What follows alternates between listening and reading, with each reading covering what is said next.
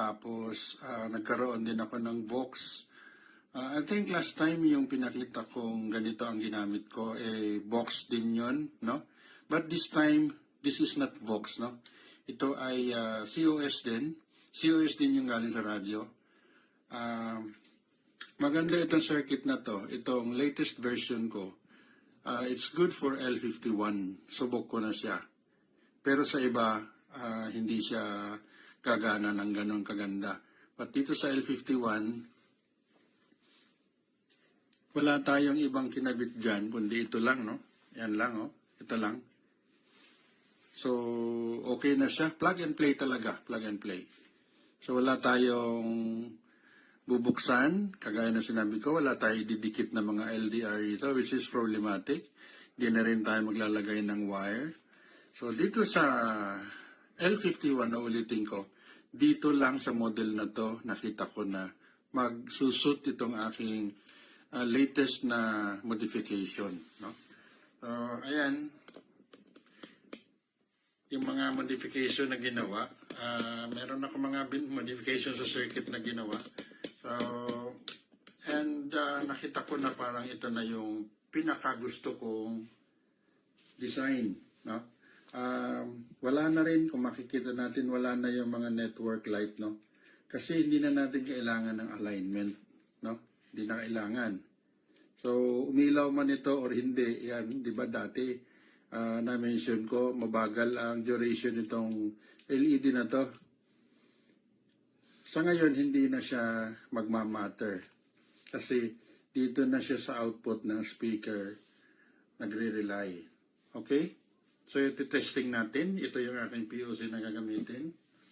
So, wala rin itong delay kagaya ng sinabi ko nung nakaraan, no? Yun ang iniwasan natin. Yung pag-press natin ng PTT, kailangan, after pressing the PTT, pwede ka na magsalita, na? Kompleto lahat. Dito tayo sa BHF magmo-monitor. Okay? Testing tayo. 1, 2, 3, 4, 5. 1, 2, 3, 4, 5. Okay guys, alam naman natin, no? Kung POC users tayo, hintayin natin yung alert tone, then that is the time that you have to speak. Pag press mo ng PTT, pag tumunog yung alert tone, yun yung time na kailangan mong magsalita. Otherwise, hindi ready yung POC natin na tanggapin yung message natin. So, kaya meron tayong alert before we speak, meron tayong alert. So, once again, 1, 2, 3, 4, 5. 1, 2, 3, 4, 5. 5, 4, 3, 2, 1. 5, 4, 3, 2, 1. Yan, no? Yan yung hindi napuputol, no? So, as I have said, hindi ito Vox. Nakakabit sa speaker, but this is not Vox operated. Okay? Kakaiba po yung circuit nito compared dun sa mga previous. May LDR, tapos meron akong ginawang Vox. Ito, walang LDR, walang Vox, wala. It's purely plug lang from the speaker. Okay, yung from the radio naman, COS tayo, kasi ayoko nga maglagay ng Vox from the radio, but possible naman, kaya lang, mas madali kasi pag naka-COS. So, try natin yung from the radio. Check 1, 2, 3, 4. 1, 2, 3. Audio check. 1, 2, 3, 4, 5. Audio check. Okay? So, subukan natin yung nakaka-override siya. Kunwari may nagtatransmit sa radio. Yan. Pag gusto kong pumasok, kahit may nagtatransmit sa portable, sa radio, pwede ko siyang tapakan. Ayan, no? 1, 2, 3, 4.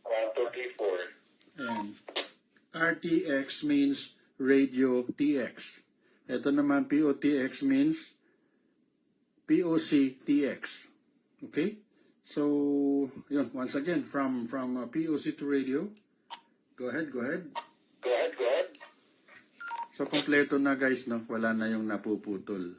Unlike before, na ito ang ginamit, kailangan mo maghintay ng 3 seconds bago ka magsalita. Okay, I think malinaw na. And